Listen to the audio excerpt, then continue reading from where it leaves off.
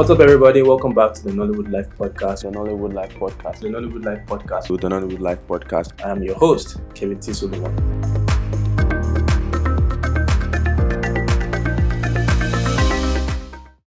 What's up, guys? Welcome back to the Nollywood Life Podcast, the podcast where we delve into the lives and struggles of filmmakers and content creators in Nigeria, particularly the ones that have not blown. I am your host, Kevin T. Solomon, and I'm sure a lot of you are wondering, especially if you've been listening to this podcast in the very first episode, you're probably wondering, what's wrong with this guy? Why the long break? I mean, you promised us consistency in the last episode, and then you took like 2 months or 3 months off, and then we didn't hear from you, and now you're back like nothing happened. Well, something happened. A lot of things happened. And I do not know if they may or may not pass as, excuses, but it is what it is. And there's no other way to say this. I was filming. I was on a set for the whole of May. I was shooting a movie, and details for that will be made available when they can. And then the whole of June, after we came back from the set, I kind of became ill, and I was too indisposed to do anything. Yes, to create content, record podcast, or the usual stuff. So I just decided to rest, because man needs his rest before he collapse and die. But that's basically it. But I'm still recovering, and I just decided, why wait? Everybody will soon forget that this podcast actually exists, and we only have 8 episodes right now, and it'll be bad that we haven't even done much and people are already starting to forget, because this is when we're supposed to be growing, building our audience. So I decided to just get back and start recording, even though I don't look or feel very good. But it is what it is. The show must go on. So we are back for real this time. So our weekly episode will be coming out every week. Weekly episodes every week. But today I'm going to be talking about my short film, the one I talked about in the last episode, Cloud9. The film came out in April, and if you haven't seen Cloud9, it is on YouTube. Just search Cloud9 short film. Whereas with Big Dreams is the YouTube channel to check out to watch Cloud9 short film. It was really fun making that film, because I made it with almost zero budget. Almost. I really had to beg people. They did a lot of begging, but it was really fun, because everyone was really into the story and they loved it, and everyone gave their all into making it. The story is about this guy who he's trying to help his friend, cope with exams and stuff, but he is doing it in the most unorthodox way. He's trying to get him to take substances, drugs and stuff. And his friend is like, I don't want to take all this. I'm not like you, the drug addict who's always taking medicines and God knows what you are taking. And he's like, bro, this is how you're going to get through this, because I don't understand why you're stressing yourself. Just take one, you'll be all right. You study well, everything's going to be, your mind is going to be open. All of a sudden, shit hit the fan, and it was not what we expected. After the friend eventually caved in, what's the word? He took the drug, and you're just gonna have to see it for yourself. I mean, it would be nice for me to spoil it, but that's just what I can say. Go and watch Cloud9. I know some of you have not actually watched it, so watch it. So the takeout of it, we really wanted to explore the effects of drugs and touch a little bit on peer pressure, because those are the major things that youths of these days are going through or dealing with. Peer pressure and substance abuse. Everybody's doing something. Well, almost everybody is doing something. And when your friends are doing something and it's not what they taught you, and you're trying to look at it and be sure whether it's even good, or maybe my parents were just trying to scam me so that I don't do these things.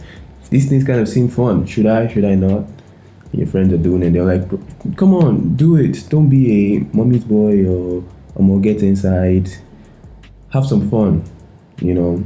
So yeah, those are the major vices in youths of these days, and we try to use those aspects to tell the story. I remember when Gemini, the writer, sent me the script, and she was like, "Yo, this is the script. This is something a friend and I have been working on." And I read the script, and I was like, this is actually not bad because a lot of people go through this. Some people have been induced and experienced some of the experiences in this film. I really don't want to spoil it. It's been 3 months since this film came out, and I still don't want to talk too much about the entire story so that the element of surprise is still there when you open up the film, especially for those who haven't seen the film. But yeah, we really wanted to explore it, and when I saw the script, and I was like, this is actually a very good story because a lot of youths these days actually go through this.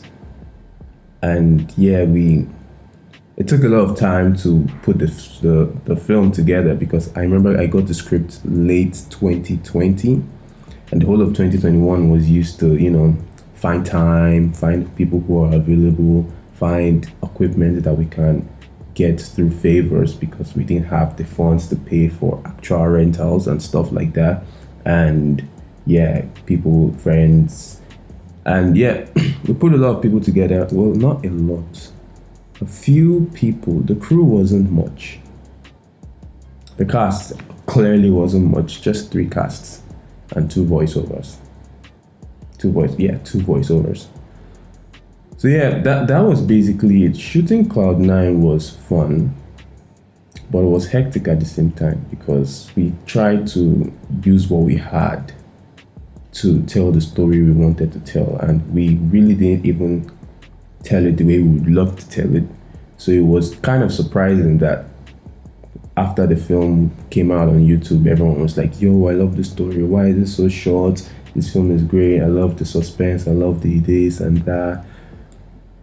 I was happy, but I still wasn't particularly fond of the film because I knew what I would have done if I had more.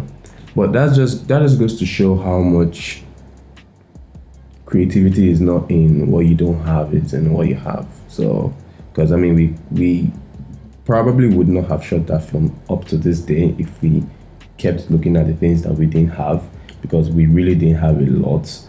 I mean, the pre-production of the film took almost a whole year just because we were saying we didn't have anything. And all of a sudden, at some point, I was like, you know what, fuck this. Excuse my French. I was like, we can't continue saying because we don't have this and because these people are not available that we should not shoot our film and tell our story, because this is a good story. And we really wanted to tell it well, not like Alpha Baby, the film we did before Cloud9. And that film was quite more ambitious than Cloud9, but we shot Alpha Baby using a phone, and we just the same vibe. We pulled some people together. Alpha, let's do this. We want to do something. We want to tell a story, and we told the story. Even though looking at the story now, I don't think I ever want to watch Alpha Baby again, or even have anything to do with the film. But it's still there. I mean, I did it. I can't deny ever doing it, but yeah. So what am I saying? Every time creators want to do something, the reason for holding back or not doing it at all eventually, that's if they even do it, it's always as a result of the things they don't have. Equipment. I wanted to shoot Cloud9. I wanted Cloud9 to be way better than Alpha Baby. So it had to be good. So I didn't want to use a phone. I didn't want to use a crappy light. I didn't want to use a ring light or whatnot. And the location that we used, Ire Bells, the art director, she really did a fine job in designing the art of the place, because I had no idea what I wanted the sets to look like. But I did know that I wanted the sets to be fine and good. a more professional set than previous film because I wanted to show the growth that we all have had. So Cloud9 just had to be good, but we still didn't have much of the stuff that we wanted. And if we dwelled in the things that we didn't have, we probably wouldn't have shot that film, but we shot it anyway. So yeah, what am I saying? Just do it. There's a reason why Nike's motto is in motto or slogan. There's a reason why their slogan is just do it, because you're never going to know. Just do it. If you want to do something, just do it. Don't think about what you don't have. Look at what you have and use it to your advantage. You never know what can happen. So yeah, I guess that's basically it. So that is all I have for you guys today. Next week I will be talking about the experience of casting the actors for Cloud9 and why casting is very important, because it is also something I as a director need to learn, and I'm very sure a lot of us need to learn it as well. So yeah, I will see you guys next week on that one. So yeah, that's basically it. Thanks for listening. Check me out on Instagram, Twitter, and every other of my social media at Kevin T. Solomon, because I am very lonely. KEVINTSOLOMON across all social media platforms. Subscribe to the channel if you are watching this on YouTube. Subscribe to the podcast wherever you're listening to this podcast. And, subscribe to my other channels, Kevin T. Solomon on YouTube, and our group YouTube channel where the short film Cloud9 actually is. Where is it? Big Dreams. You don't know how to spell Wereys. That one is on you. Actually, I'm going to spell Wereys for you. WEREYS with Big Dreams on YouTube. And follow us too if you can. If you want to. I'm not going to force you. You don't have to if you don't want to, but it would be nice if you do. So, yeah, that's basically it. I'm still trying to figure out how to end this podcast because I haven't figured that out yet, but I guess I'll see you guys in the next episode. Peace.